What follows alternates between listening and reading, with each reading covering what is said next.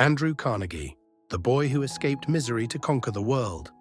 It all started in a cold, crumbling little house in Dunfermline, Scotland, in the year 1835. That's where Andrew Carnegie was born, the son of a poor weaver and a mother who fought tooth and nail just to keep food on the table. The world he entered didn't offer choices. It offered hunger, hardship, and the kind of despair that breaks souls. And from a young age, Andrew understood one brutal truth. If you're born poor, you're expected to die poor. But Andrew's childhood wasn't just hard, it was savage. He grew up surrounded by cold, by hunger, and by the silent agony of watching his parents get crushed by a system designed to keep the weak on their knees. His father, a hand-loom weaver, had his craft obliterated by the Industrial Revolution. Machines arrived, jobs vanished, and with them all hope. Debt piled up, food ran out. The laughter in their home was replaced with silence and sobs. Andrew was still just a boy, but he carried the full weight of poverty on his tiny back. He knew deep down that staying there meant disappearing into nothing, like so many others before him. It was his mother, fierce, relentless, and unstoppable, who made the decision that would change everything. They sold everything: furniture, clothes, memories, even dreams. And with what little they scraped together, they bought passage in the dark belly of a cargo ship. Destination: America. But this wasn't a trip. It was a journey through hell. Days and nights crammed in the stench, with no food, no clean water, surrounded by sickness, groans, and death. But to Andrew, that ship wasn't just an escape. It was a portal, a shot at rewriting his future. Because one thing he knew for sure, staying in Scotland meant dying without ever having lived. When they finally reached America, what they found wasn't hope. It was hell in a new language. They settled in Allegheny, Pennsylvania, a filthy, deafening industrial pit. A place where the American dream came to die in the gutters. Poverty was everywhere. And the so-called land of opportunity looked more like a battlefield. Andrew was 12, couldn't speak English properly, had no connections, no help, no time to be a kid. He quickly realized weakness meant starvation. You worked, or you died. Simple as that. His first job, a bobbin boy in a cotton factory. Brutal work, endless shifts in a sweltering, choking factory, earning a few cents a week. While other boys played in the streets, or tried to, Andrew was inside. Fingers bleeding, hands burned, stomach empty. And just to make sure he didn't forget his place, society reminded him every day. He was nothing. A filthy immigrant, invisible, dispensable. But each time someone looked down on him, a fire sparked inside, a voice that whispered, "I'll prove you all wrong."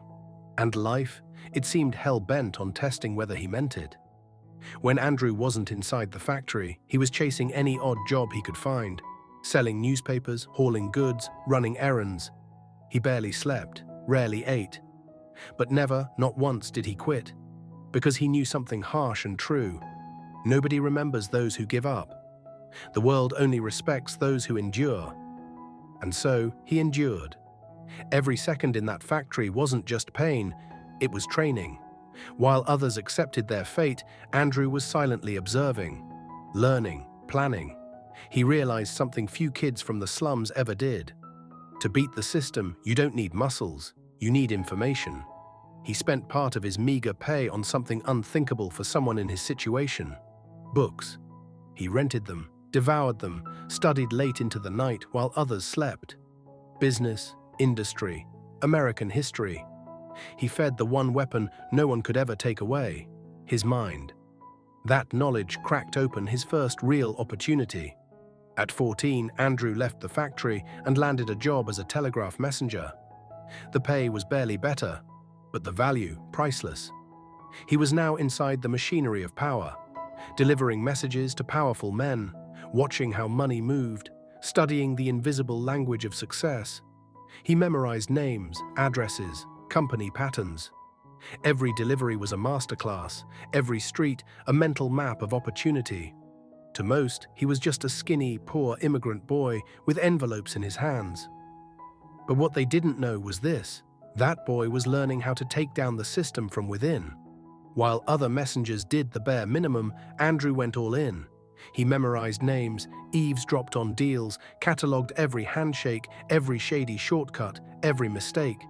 He learned who made the rules and who they crushed beneath them. He became the fastest, smartest messenger in the company, not because of his legs, but because of his vision.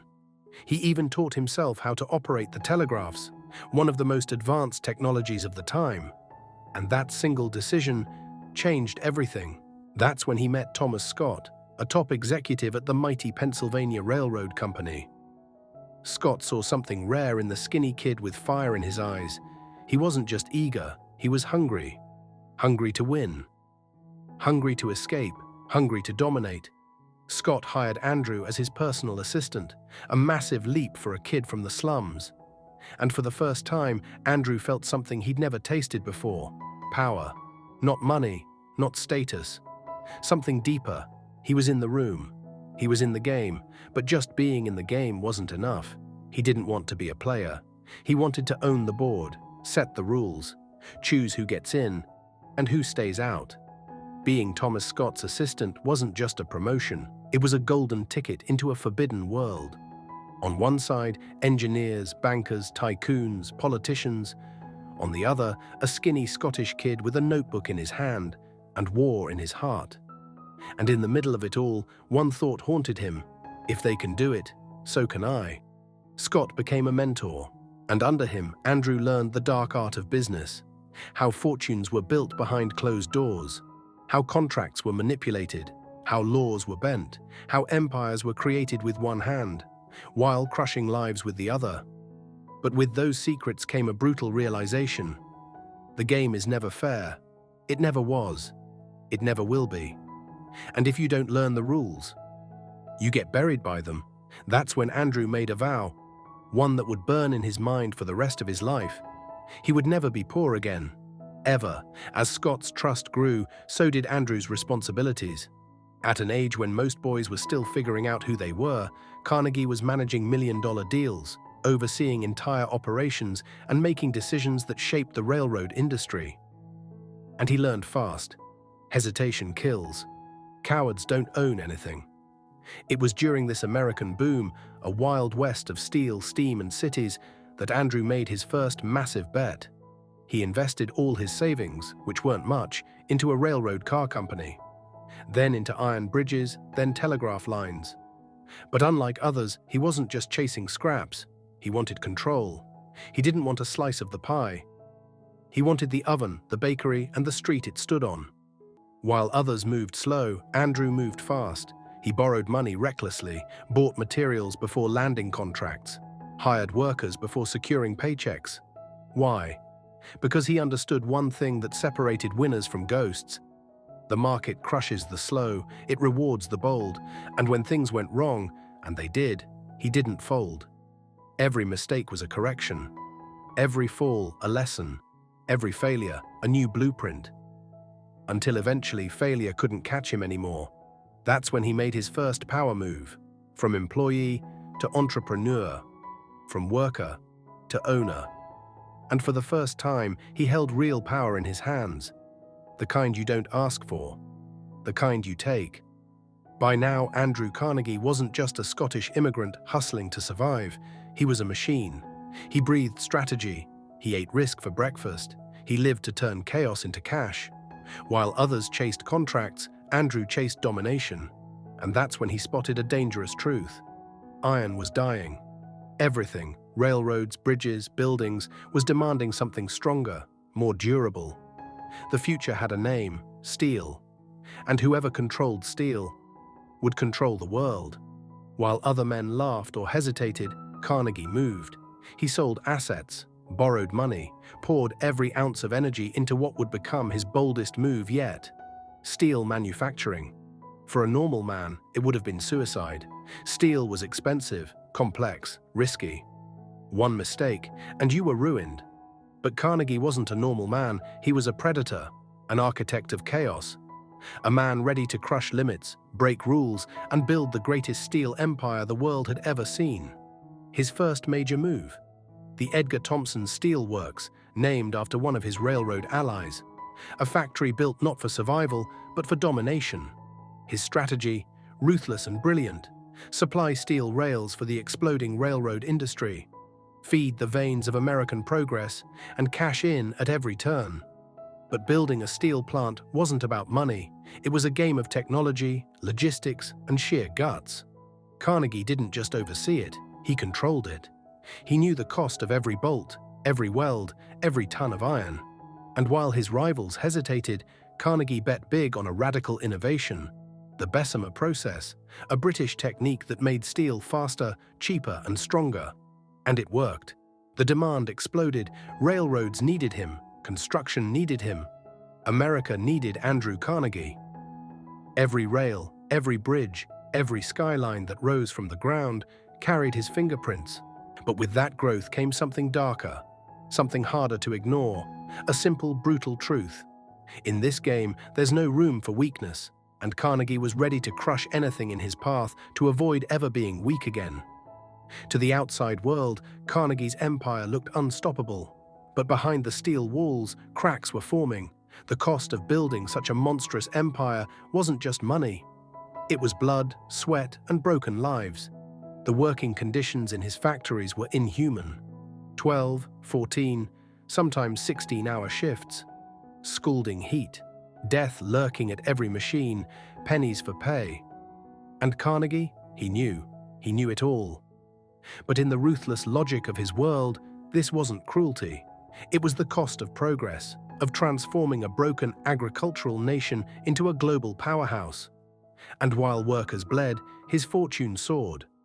More factories, more steel, more money. By now, Carnegie wasn't just rich, he was a walking empire. But the bigger you get, the more enemies you make. Unions rose, journalists attacked, public pressure grew, and Andrew Carnegie, who had spent his life climbing, crushing, and conquering, was about to face his darkest chapter. In 1892, the world saw the monster behind the curtain. At the Homestead Steel Works, workers went on strike, tired of being treated like machines. Carnegie wasn't even in the country, but his right-hand man, Henry Clay Frick, handled it. And by handled it, he meant war. Frick hired armed mercenaries from the Pinkerton Agency to break the strike. What followed was one of the bloodiest events in American labor history. Gunfire, death, chaos. Workers shot dead in front of the factory they built with their hands. For the first time, the name Carnegie became a symbol of greed, violence, and betrayal. And deep down, even he knew, the bill had arrived. The price of building an empire on human bones always comes due. No amount of libraries or foundations would erase the blood on his hands. After Homestead, something inside Andrew shifted. Maybe it was guilt, maybe it was exhaustion, or maybe, just maybe, he realized that he had won every battle, except the one with himself. He had more money than anyone alive. But in the mirror, he saw a man who had outrun poverty and become something else entirely. And that's when he made a shocking decision. He started giving it all away, but not recklessly, not as charity. He wanted to fix the system he helped create. He built over 2,500 public libraries, funded universities, scientific research, and cultural institutions. He founded philanthropic foundations that still exist today. His motto was brutal, simple, and unforgettable. The man who dies rich, dies disgraced. But no matter how much he gave, the ghosts didn't leave. The factories kept running, the workers kept suffering, and even Carnegie knew, you can build 1,000 libraries, but you can't unmake the pain. Andrew Carnegie died in 1919 with a fortune that would top $400 billion in today's dollars. One of the richest men who ever lived, and one of the most complicated. To some, he's the father of modern philanthropy, a man who used his fortune to educate, uplift, and inspire. To others, he's a symbol of industrial exploitation, a man who built his empire by grinding people into the ground. His factories helped shape the 20th century. His name is etched into cities, bridges, railroads, though you may not see it. But his story forces us to ask a brutal question. How much does it really cost to build an empire? Because yes, Andrew Carnegie proved that it's possible to rise from nothing, to break every rule, to conquer the impossible, but he also proved something darker, that the price of greatness might be far more than we're ready to pay. If this story made you think about ambition, power, legacy, or the brutal game behind the American dream, don't leave without subscribing. We've got more true stories like this coming. Stories that reveal the blood, sweat, and shadows behind the names that shaped our world.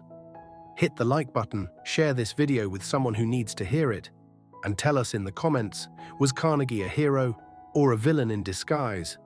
Because sometimes history doesn't give us answers, just stories, and it's up to us to decide what they mean.